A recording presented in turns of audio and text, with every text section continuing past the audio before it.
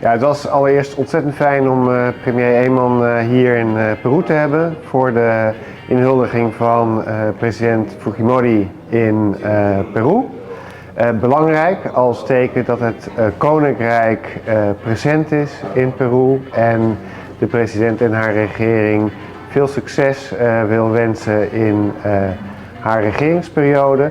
Maar ook de boodschap overbrengen dat wij een belangrijke partner zijn op het gebied van economie, op het gebied van veiligheid, op het gebied van duurzaamheid.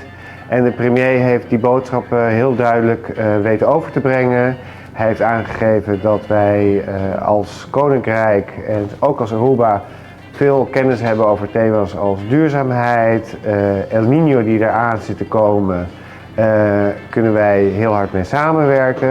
En ook alles wat te maken heeft met de ondermijning en strijd tegen de georganiseerde misdaad. Er zijn heel veel mogelijkheden om verder te verdiepen. We doen al heel veel met elkaar. Peru is Nederland is de eerste bestemming van alle agroproducten van Peru. Nou, het kan natuurlijk alleen maar meer worden. We hebben van de premier vernomen, heel goed nieuws, dat Wageningen zich nu ook op Aruba gaat vestigen.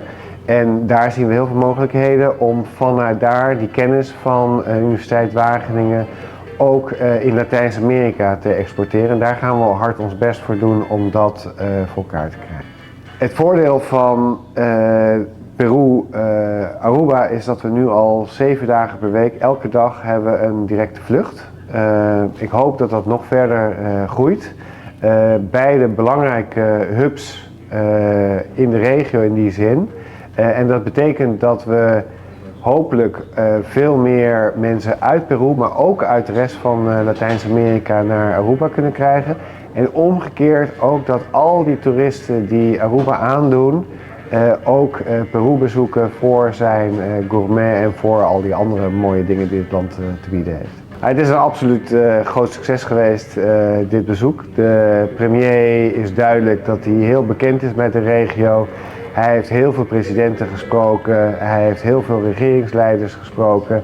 En nogmaals, het doet heel erg goed om het koninkrijk hier present te hebben op zo'n hoog niveau.